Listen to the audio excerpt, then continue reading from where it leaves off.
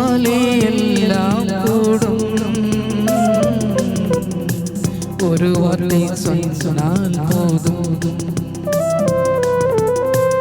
உம்மாலே எல்லாம் கூடும். ஒரு வார்த்தை சொன்னால் போதும். உங்க கிருபையே உங்க கிருபையே என்னை தாங்கி நடத்தியதே. உங்க கிருபையே உங்க கிருபையே என்னை தாங்கி நடத்தியதே. உம்மாலே எல்லாம் கூடும்.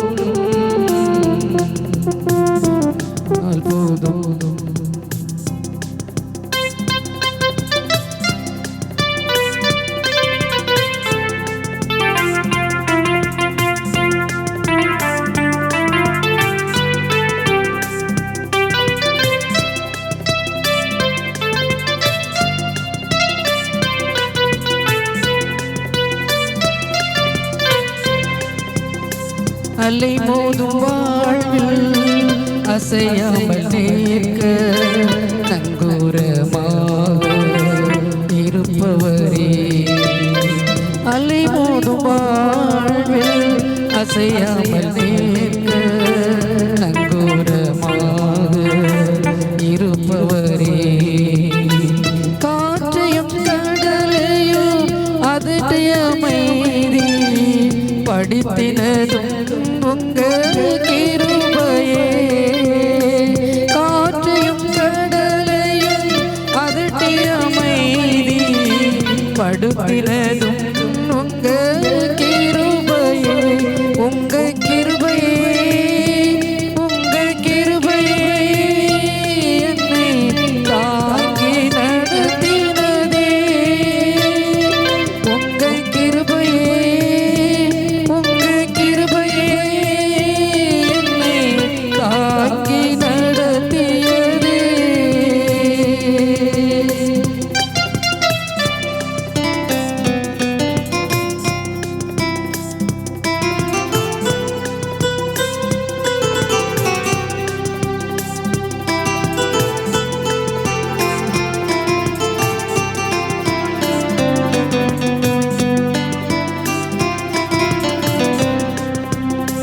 கரடு முரடான பாதைகளில் எனக்கு வெளிச்சமாயும் இருப்பவரே.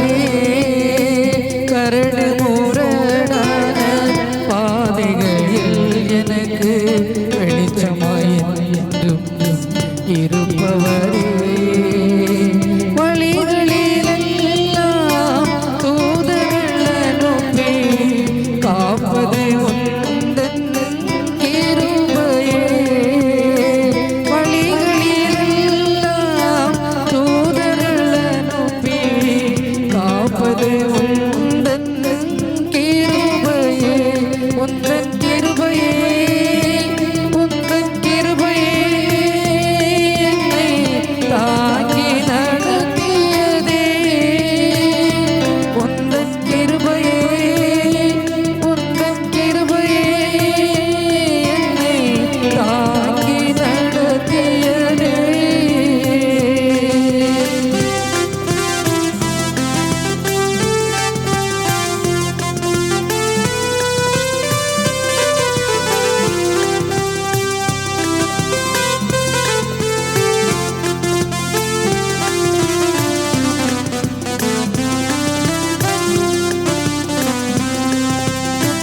சத்தமிட்டு நான் அழுத போது காண்கின்ற தேவனாய் வந்தவரே.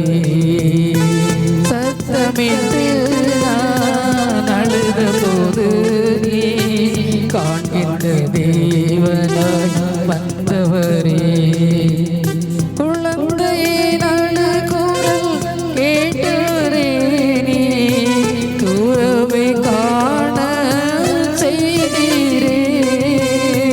குழந்தையின் அழுகுரல் கேட்டவனே தூரவை காண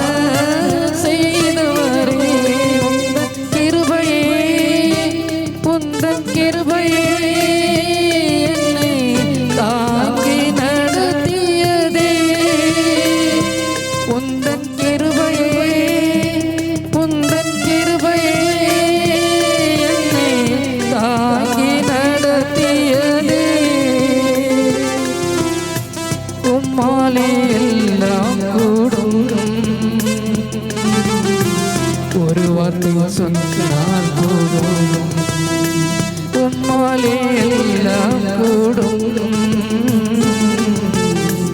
ஒரு வார்த்தை சொன்னால் போதும், உங்க கிருபையே உங்க கிருபையே என்னை தாங்கி நடத்தியதே. உங்க கிருபையே உங்க கிருபையே என்னை தாங்கி நடத்தியதே.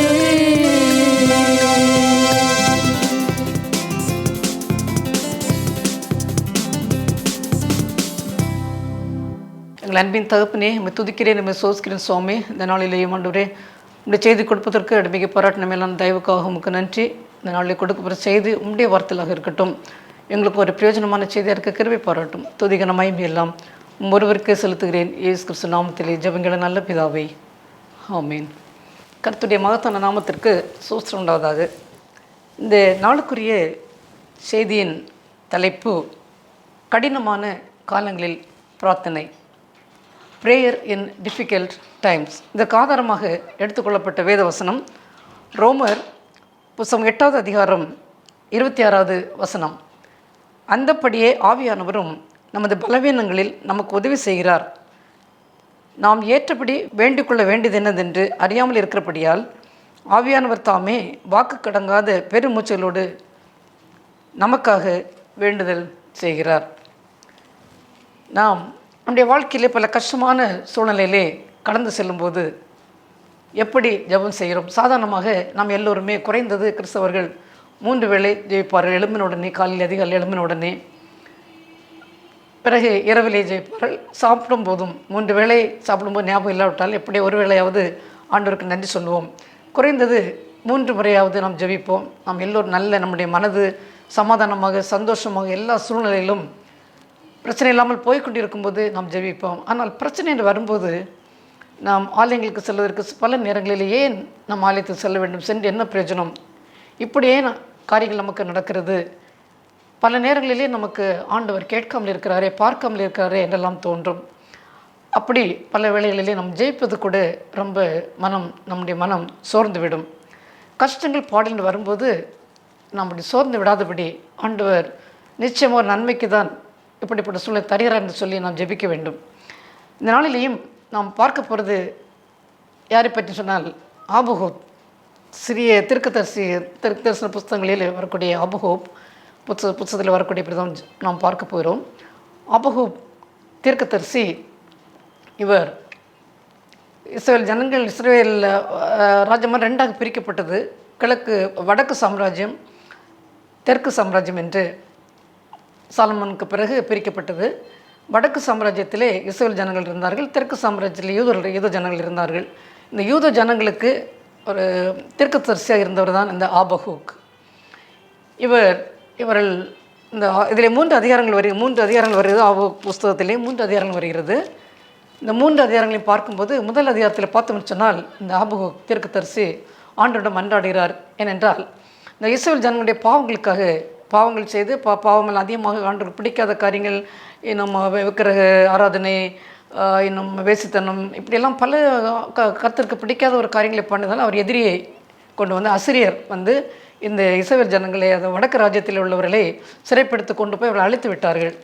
இந்த தெற்கு ராஜ்யத்தில் இருந்தவர்கள், இந்த யூத ஜனங்களிலும் பெரும்பான்மையர் இவர்களுக்கு ஆலயம் அங்கே இருக்கிறது, எல்லா வசதியிலும் ஆண்டவர் கொடுத்திருந்தார், நல்ல ஆசீர்வாதம் கொடுத்திருந்தார். ஆனாலும் அவர்கள் ஆண்டவரிட்டு பின்வாங்கினார்கள். ஒரு சில சிறுபான்மையர் மட்டும் தொடர்ந்து ஆண்டவருக்கு அந்த ஆண்டுடைய கட்டளையை கீழ்ப்படிந்து நல்லவர்களாக நடந்தார்கள். மெஜாரிட்டி இவர்கள் எல்லாம் நடந்த காரணத்தினால் பாபிலோனியரை ஆண்டவர் இங்கே அவர்களை ஏவி விட்டு இங்கே வந்து பாபிலோனை இவர்களை அடிமைகளாக கொண்டு போகப்பட்டு அங்கே அடிமைகளாக ரொம்ப கஷ்டப்படுகிறார்கள். அவன் பாபிலோனியர் இங்கே வந்து நேபாத் ராஜாலாம் வந்து இங்கே என்ன எஸ்ரேமையே அந்த அலங்கம் ஆலயங்கள் எல்லாத்தையுமே எரித்து ஒன்றும் இல்லாமல் ஆக்கிவிட்டார்கள். அப்படிப்பட்ட சூழ்நிலை தான் இந்த ஆபகூக் தீர்க்கதரிசி ஆண்டவரை கேட்கிற முதல் அதிகாரத்தில் பார்த்தோம்னு சொன்னால், கர்த்தாவே, நான் எது வரைக்கும் உம்மை நோக்கி கூப்பிடுவேன், நீர் கேளாமல் இருக்கிறீரே, கொடுமை நிமித்தம் நான் எது வரைக்கும் உம்மை நோக்கி கூப்பிடுவேன், நீர் ரட்சியாமல் இருக்கிறீரோ என்று சொல்லி இங்கே நடந்த காரியத்திலெல்லாம் அவர் இந்த கஷ்டங்கள் பாடல் மத்தியிலே ஏன் இப்படி எங்களுக்கு நடக்குது என்றெல்லாம் சொல்லி அவர் ஆண்டவரிடம் கேட்கிறார். 4வது வசனத்தை, ஆகையால் நியாயப்பிரமாணம் பலனற்றதாகி நியாயம் ஒருபோதும் செல்லாமல் போகிறது, துன்மார்க்கன் நீதிமானை வளைந்து கொள்கிறான். இந்த பாபிலோனிய சாம்ராஜ்யம் பெரிய சாம்ராஜ்யம். அவர்கள் எல்லாம் இங்கே வந்து இந்த ஜனங்கள் எல்லாம் அடிமைகளாக இங்கே கொண்டு போய்விட்டார்கள். இங்கே உள்ள இடங்களெல்லாம் அழித்து வீடுகள் எல்லாவற்றையுமே அலங்கங்களெல்லாம் அழித்து எரித்து விட்டு போய்விட்டார்கள். கேட்குறார் இவர். ஆனால் ஆண்டவர் கொஞ்ச நாளைக்கு பதிலே கொடுக்கவில்லை. அதுக்கு பிறகு ஆண்டவர் ஆபுக்கிடம் பேசுகிறார். என்ன சொல்கிறான்னு சொன்னால், நான் உனக்கு இந்த ஜனங்கள் செய்ததெல்லாம் பாவமான காரியம், நான் சொல்ல போகிற காரியத்தை நீ கேட்டால் உனக்கே ஆச்சரியமாக இருக்கும், நீ நம்ப மாட்டாய், எந்த அளவுக்கு இவர்களை வைத்து நான் அழிக்கப் போகிறேன்னு சொல்லி தான் இவரெல்லாம் வந்து பாபிலோனில் வந்து இவர்களை எல்லாவற்றையும் இந்த ஜனங்கள் எல்லாம் அடிமையாக கொண்டு போயிட்டார்கள். இங்கே இதுக்கு பார்க்கும்போது இவர் ஆண்டவனை ஜெபிக்கும்போது முக்கியமாக ஒரு ஜெபம் இப்படிப்பட்ட சூழ்நிலையிலே நமக்கு பல பிரச்சனைகள், பாடுகள், என்ன செய்வோம், அடுத்த நாள் என்ன நடக்கும் என்று தெரியாமல் மனம் குழம்பிக் கொண்டு இனி இப்படித்தான் போய்விடுமோ, எதிர்காலம் என்று நமக்கு கிடையாது என்று நினைத்து கொண்டிருக்கிற வேளையிலே நாம் எப்படி ஜெபிக்க வேண்டும் என்பதுதான் இவர் ஆபோக்குடைய ஜெபத்தில் நாம் பார்க்க போகிறோம். 3வது அதிகாரத்தை பார்த்தோம்னு சொன்னால், ஆபு தீர்க்கதரிசி சிகாயோனில் பாடின விண்ணப்பம், அதுதான் அவருடைய ஜெபத்தை நாம் பார்க்க போகிறோம். இங்கே அவர் எப்படி அவருடைய ஜெபத்தை 4 விதமாக நான் பிரிக்கலாம். எப்படின்னு சொன்னால், முதலிலே அவர் பண்ணின காரியம் பெட்டிஷன், எப்படி ஆண்டோட விண்ணப்பித்தார் என்று. 2வது பார்க்கும்போது ரிமெம்பரன்ஸ், எப்படி நடந்த காரியெல்லாம் ஆண்டவர் செய்த நன்மைகளெல்லாம் அவர் எப்படி நினைத்தார் இந்த ஜபத்திலே. 3வது பார்க்கும்போது ஒரு கன்ஃபெஷன், சில நேரங்களில் பயமாக இருக்கிற நேரத்தில் ஆண்டோட பயத்தை ஆண்டோட விட்டு தைரியமாக இருப்பது. 4வது பார்க்கும்போது தேங்க்ஸ் கிவிங், ஆண்டவருக்கு நன்றி சொல்லி துதி செலுத்துதல். இப்படிதான் இந்த அதிகாரத்தில் பார்த்தோம். 3வது அதிகாரத்தில் பார்க்கும்போது இந்த காரியங்களுடைய விண்ணப்பத்திலே வருகிறது. இங்கே பார்க்கும்போது 2வது வசனம், 3வது அதிகாரம் 2வது வசனத்தை பின்பகுதியை பார்த்தோம் சொன்னால் முழுவதுமே வாசித்தால், கர்த்தாவே நீர் வெளிப்படுத்தினதை நான் கேட்டேன், எனக்கு பயம் உண்டாயிற்று. கர்த்தாவே வருஷங்களின் நடுவிலே உம்முடைய கிரியை உயர்ப்பியும், வருஷங்களின் நடுவிலே அதை வழங்க பண்ணும், கோபித்தாலும் இரக்கத்தை நினைத்தரலும். அவர் சொன்னார், இவர்கள் இந்த ஜனங்கள் செய்த அக்கிரமங்களுக்காக எனக்கு எதிராக போன காரணத்தை எனக்கு பிடிக்காத காரியங்கள்லாம் இவங்க செய்த காரணத்தினால் நான் பாபிலோனிலே இங்கே அனுப்பி அவர்களை அழிக்கப் போகிறேன்னு சொன்னார்.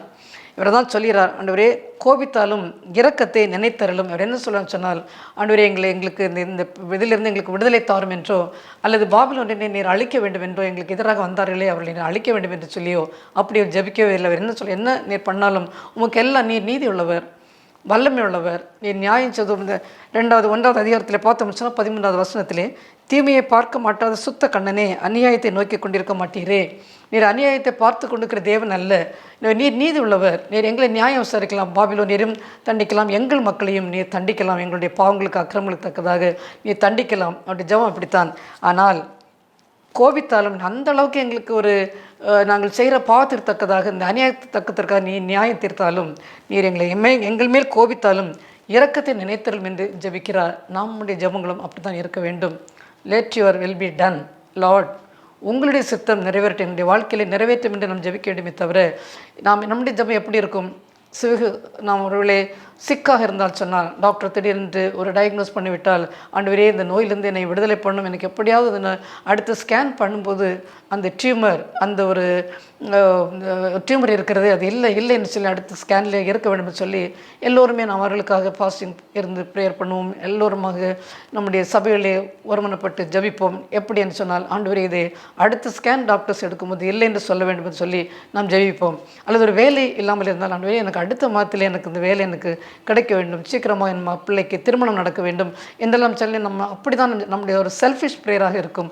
நம்முடைய காரியத்திற்காக நாம் ஆண்டவருடைய ஜெபிப்போம். ஆனால் இவருடைய ஜெபத்தை பார்த்தோம் சொன்னால், ஆண்டவரே நீ சுத்த தீமையை காணாத பார்க்கக்கூடாத ஒரு சுத்த கண்ணன், எனவே நீர் வந்து அநீதி உள்ள அநியாயத்தை நீர் நம்மால் பார்த்துக்கொள்ள இருக்க முடியாது, எங்களை தண்டியும் ஆண்டவரே, ஆனாலும் அதன் மத்தியிலேயும் கோபித்தாலும் இரக்கத்தை நினைத்தரலும் என்று அவர் ஜெபிக்கிறார். அது மட்டுமல்ல, சத்துருக்களை பற்றி அவர் எங்களுக்கு எதிரே வருகின்றவர்களை நீ பழி வாங்க வேண்டும் என்று சொல்லி நம் சங்கீதத்தில் பார்த்தோம்னு சொன்னால், சாமிஸ் அந்த சங்கீத புஸ்தகங்களே பலர் எழுதியிருக்கிறார்கள். அவர் எல்லோருமே அவர்களுக்கு பகைவராக அவர்களை பற்றி அவர்களை எப்படியும் தண்டியும், கால்களை கீழே அவர்களை நாங்கள் மிதிக்க வேண்டும் என்றெல்லாம் தண்டனையை கொடுக்க வேண்டும் என்ற ஒரு காரணத்தினால் அந்த ஒரு ஜபமாகத்தான் இருக்கும் அவருடைய நம் அதிலே பார்க்கும்போது. ஆனால் ஒரு மெச்சூர்ட் ஒரு கிறிஸ்டியன், நல்ல ஒரு முதிர்ச்சி பெற்றுள்ள ஜபம் என்னன்னு சொன்னால், இப்பொழுது நீ செய்கிறது எப்பொழுதே எனக்கு விடுதலை செய்ய வேண்டும், என்னுடைய கஷ்டத்தில் நான் உடனே விடுதலை பெற வேண்டும் என்றெல்லாம் சொல்லி ஜெபிப்பதை பார்க்கலாம். ஆண்டவரே என்னுடைய குற்றத்தினால் ஒருவேளை நடந்திருக்கலாம், அல்லது மற்றவர்களுக்கு வேண்டும் என்று எனக்கு இந்த தீமை செய்திருக்கலாம், என்னுடைய குற்றத்திற்காக செய்தால் ஆண்டவரே நீ தண்டியும், நீ நீதி உள்ளவர், நான் அசுத்தமானவன் பாவி, அதற்காக நீ தண்டிப்பை பற்றி பரவாயில்லை, ஆனாலும் அதன் மத்தியிலேயும் அந்த ஒரு தண்டனை மத்தியிலேயும் என் மேல் நீர் இரக்கமாக இருக்க வேண்டும் என்று சொல்லி கிருபைக்காக நாம் அவருடைய கெஞ்ச வேண்டும். வேறு யார் மூலமாக நமக்கு பிரச்சனை வந்தாலும் அவளையுமே தண்டியும் என்ற ஜெபத்தை பார்க்கலாம்.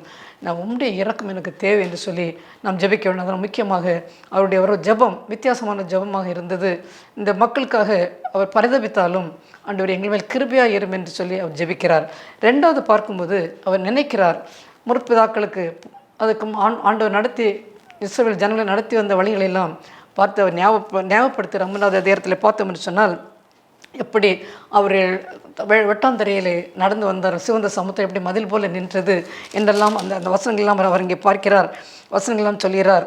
கோத்திரங்களுக்கு ஆணையிட்டு கொடுத்த வாக்கின்படி 3வது அதிகாரம் 9ஆம் வசனம், உம்முடைய வாக்கின்படியே உம்முடைய வில் நாணிற்றப்பட்டதாக விளங்கினது.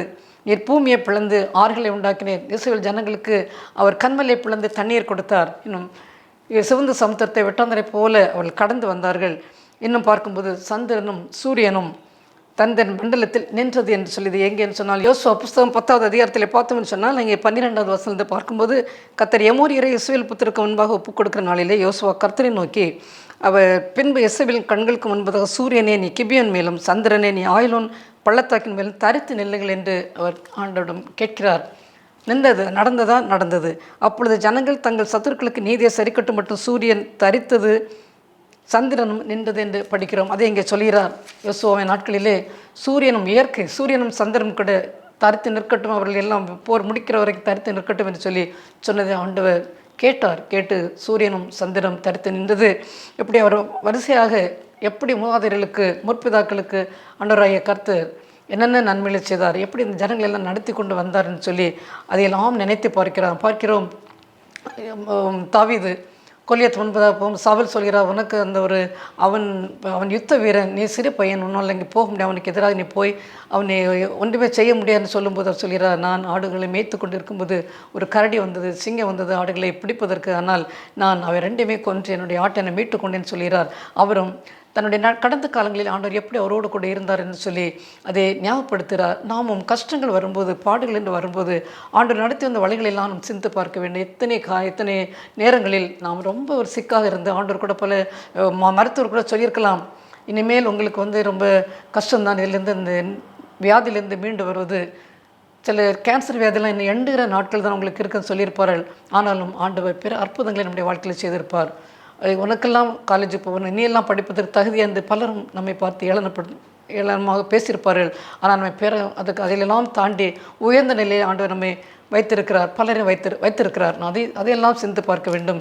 எத்தனையோ முறை நம்ம எப்படியாவது நம்மை கீழே தள்ள வேண்டும் என்று சொல்லி பல முயற்சி செய்திருப்பார்கள். அவர்கள் மத்தியிலேயும் ஆண்டவர் நம்மை பிரபுக்கள் கூடவும் இன்னும் ராஜாக்கள் கூடவும் அமர்ற அளவுக்கு ஆண்டவர் நம்மை உயர்த்து இருக்கிறான்னு சொன்னால் அந்த நாட்களெல்லாம் நாம் சிந்தித்து பார்க்க வேண்டும். கஷ்டங்கள் பாடு வரும்போது அதையே நாம் சிந்தித்து கொண்டு ஆண்டவரை ஏன் இப்படி இருக்கிறேன் என்று சொல்லி நான் ஏன் மௌனமாக இருக்கிறேன், ஏன் காணாதவர் போல இருக்கிறேன், தூரமாக இருக்கிறேன் என்று நாம் ஆண்டவரை நாம் ப்ளேம் பண்ணாதபடி கடந்த காலங்களிலே நீர் எனக்கு எவ்வளோ அற்புதங்களை அதிசயங்களும் செய்து வந்திருக்கிறீர், என் பிள்ளைக்கு திருமணமே ஆகாத நினைத்து திருமணத்தை நீர் ஏற்ற விலையில் செய்கிறேன், நீர் எல்லாவற்றையும் ஏற்ற காலத்தில் அதன் காலத்தில் நன்மையாக செய்கிற ஒரு தேவன் வல்லமுள்ளவர், உமக்கு தெரியும் எல்லாவற்றையும் எப்பொழுது எங்களுக்கு தர வேண்டும் என்பதை நீர் அறிந்திருக்கிறீர். எனவே ஆண்டவரே இதிலிருந்து உங்களுடைய இரக்கம் தான் எங்களுக்கு தேவை என்று சொல்லி நம் இரக்கத்திற்காக இந்த இவர் ஆபகுக் ஜெபித்தது போல நம்ம இரக்கத்திற்காக ஆண்டவரிடம் ஜெபிக்க வேண்டும். அதனால் ரெண்டாவது நினைத்தது கடந்த காலங்களில் நாம் ஆண்டு செய்த நன்மைகளை அவர் எண்ணி பார்த்து அவர் சொல்கிறார். இனி மூணாவது பார்க்கும்போது கன்ஃபெஷன். ஆனாலும் அவ்வளோ ஒரு தீர்க்கதரிசியாக இருந்தாலும் அவருக்கு ஒரு பயம். இதை 3வது அதிகாரத்திலே 16வது வசனத்தை பார்க்கும்போது, நான் கேட்ட பொழுது என் குடல் குழம்பெற்று, அந்த சத்தத்துக்கு என் உதடுகள் துடித்தது, என் எலும்புகளில் உக்கல் உண்டாயிற்று, என் நிலையிலே நடுங்கினேன். ஆனாலும் எங்களோடு எதிர்க்கும் ஜனங்கள் வரும்போது இக்கட்டுகளிலே நான் இளைப்பாறுதல் அடைவேன் என்று சொல்லி அவர் சொல்கிறார்.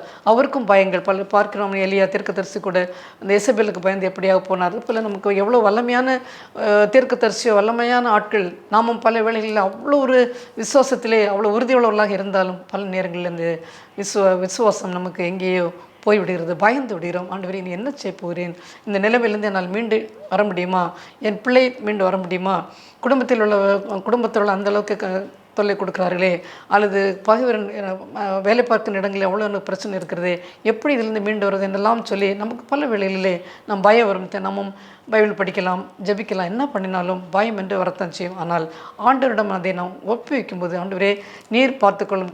சாமுவேலை தாவீது ராஜாவை பார்க்கிறோம்.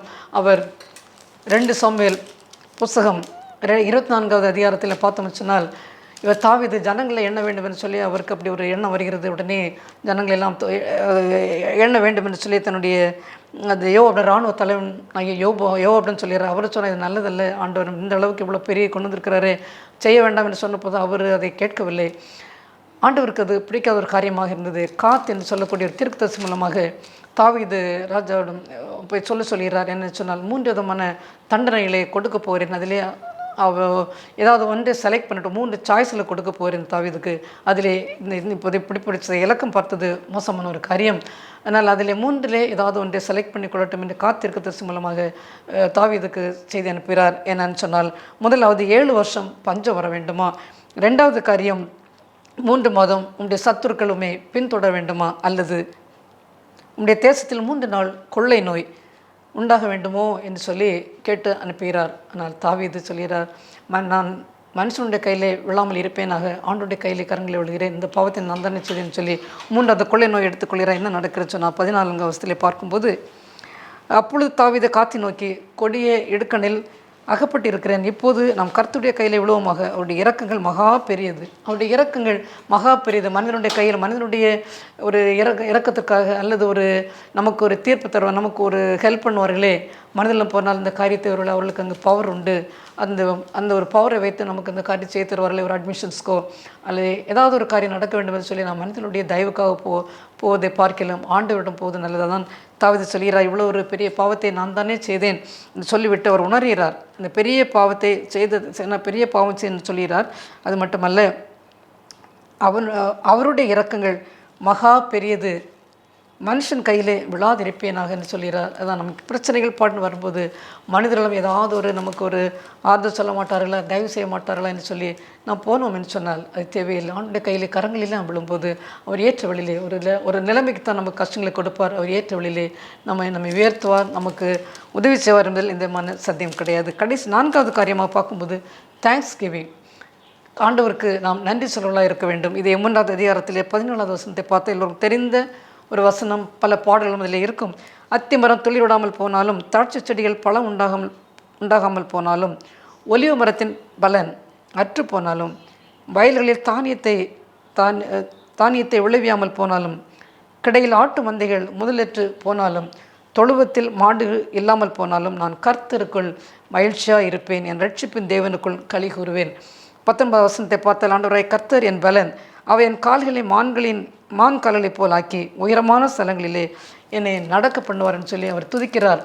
என்ன நடந்தது, நடந்த காரியம்தான் என்ன நடந்தது, ஆண்டவர் இந்த அளவுக்கு இஸ்ரவேல் ஜனங்களையும் யூத ஜனங்களுக்கும் தண்டனையை கொடுத்தாலும் என்ன நடந்து சொன்னால், பிறகு 70 ஆண்டுகளுக்கு பிறகு என்ன நடந்தது, இதே யூத ஜனங்கள் எல்லாம் திரும்பி தன்னுடைய இடங்களுக்கு வந்து அங்கே சொந்த நாட்டுக்கு வந்தார்கள். வந்து இடிக்கப்பட்ட ஆலயம் எனும் அலங்கங்கள் எல்லாவற்றையும் திரும்பி கட்டி தன் சொந்த தேசத்து வந்திருக்கு, ஆண்டவர் திருப்பி கொண்டு வந்தார். இதுதான் நமக்கு எவ்வளோ பிரச்சனைகள் பாட்டு வந்தாலும் அந்த சோதனையெல்லாம் தாங்கி வரும்போது ஆண்டவர் நிச்சயமாக நம்ம எண்ணுவதை பார்க்க எதை எதிர்பார்த்திருப்போமோ அதை பார்க்கிலும் அதிகமான ஆசீர்வாதங்களை ஆண்டவர் தருவார் என்பதில் இந்த மன சந்தேகம் கிடையாது.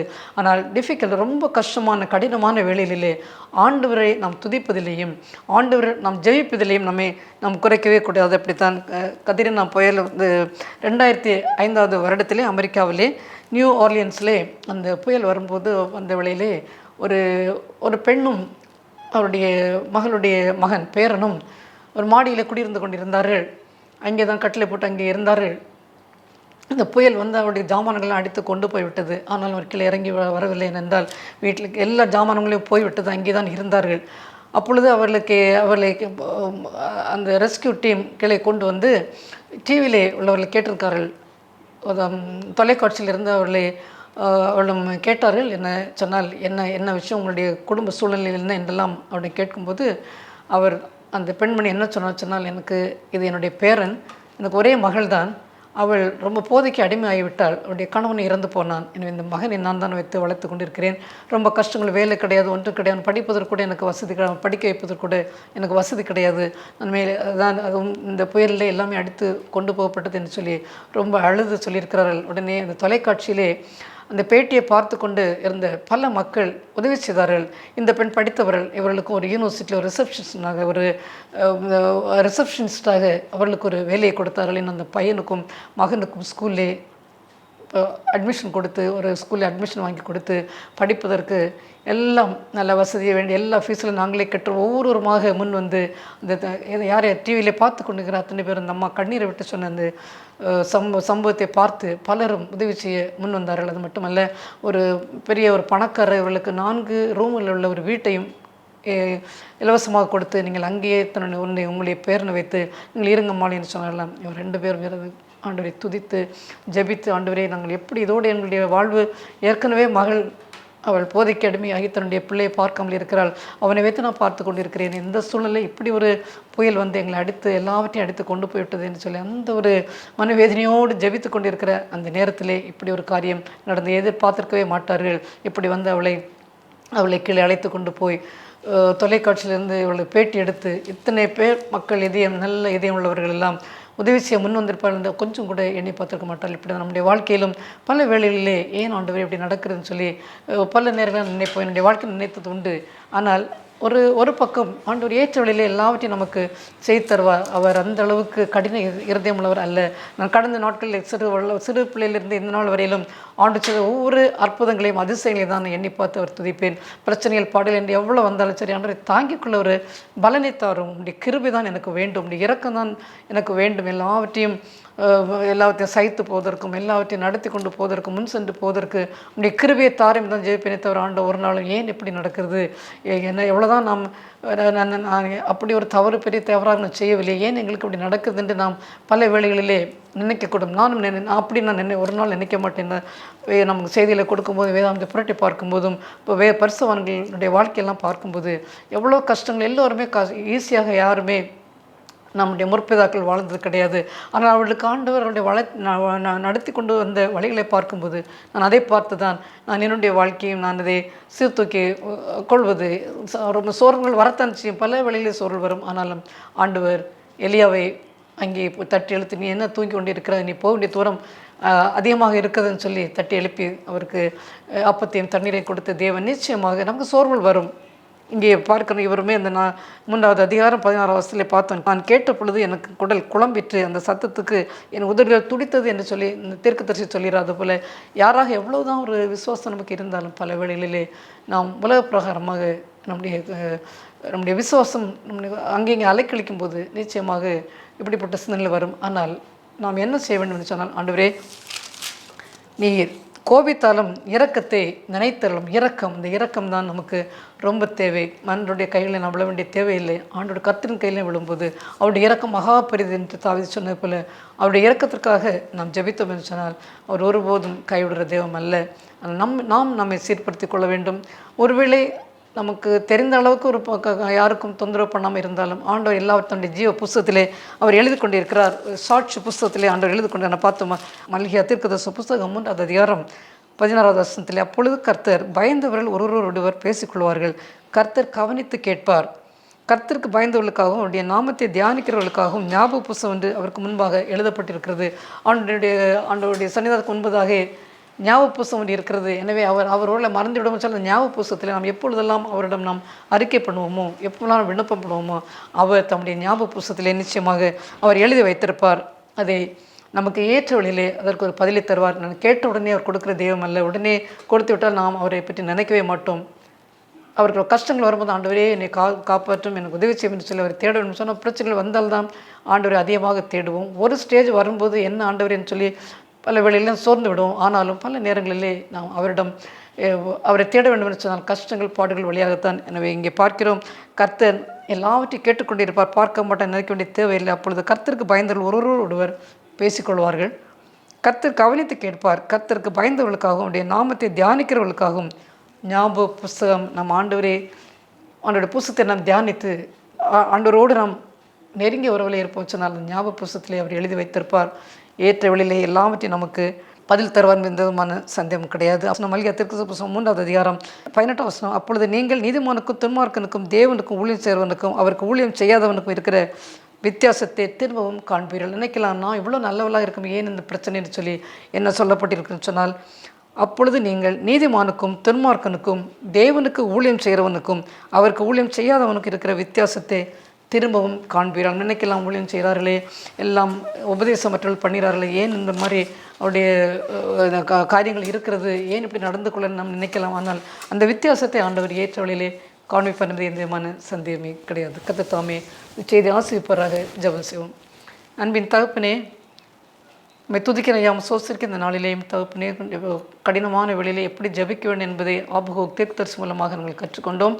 பிரச்சனைகள் பாடல் வரத்தான் செய்யும். நீர் எங்களை தண்டிக்க வேண்டும் நினைத்தாலும் உம்முடைய இரக்கம் எங்களுக்கு தேவை. அதுதான் ஆண்டவர், முக்கியமாக உம்முடைய கிருபை எங்களுக்கு தேவை. தாவீது கேட்டது போல மண்டல் கைகளிலே நாங்கள் கரங்களிலே விழாதபடி உம்முடைய கரங்களிலே விழுகிறோம். சுவாமி, நீர் ஏற்ற வழியிலே நீர் இந்த ஞாபக புஸ்தகத்திலே எங்களுடைய எல்லா விண்ணப்பங்களையும் எங்களுடைய எல்லா கூக்குரலையும் அந்த எங்கள் கூக்குரலை கேட்டு எங்கள் விண்ணப்பங்களை எல்லாம் நீ அதில் எழுதி வைத்து ஏற்ற வழியிலே திரும்பி பார்த்து எங்களுக்கு நீ பதில் தருவீர். உண்மை துதிப்பவர்களுக்கும் ஆண்டவரே உம்முடைய பிள்ளைகளுக்கும் மற்றவர்களுக்கும் உள்ள வித்தியாசத்தை ஏற்ற காண்பீர்கள் என்று நாங்கள் படித்தது போல நாங்கள் காண்போம். தகப்பனே, எங்களுக்கு நல்ல ஒரு தைரியத்தை தந்து நல்லாக இருக்கும்போது உண்மை துதித்து கொண்டு பிரச்சனைகள் வரும்போது நாங்கள் சோர்ந்த முகத்தோடு நாங்கள் இல்லாதபடி நாங்கள் பழைய எங்களுக்கு என்னென்ன கடந்த காலங்களிலே என்ன உதவிகளை அற்புதங்களையும் அதிசயங்களையும் ஆசீர்வாதத்தையும் கொடுத்திருப்பீரோ அதை நாங்கள் நினைத்து உம்முடைய கிருபைக்காக நான் காத்திருக்கக்கூடிய பிள்ளைகளை மாற்றிவிடும் ஜெபிக்கிறேன். துதிகனமாய் மேலும் ஒருவருக்கே செலுத்துகிறேன். இயேசு கிறிஸ்து நாமத்திலே ஜெபங்கள் நல்ல பிதாவே. ஆமென்.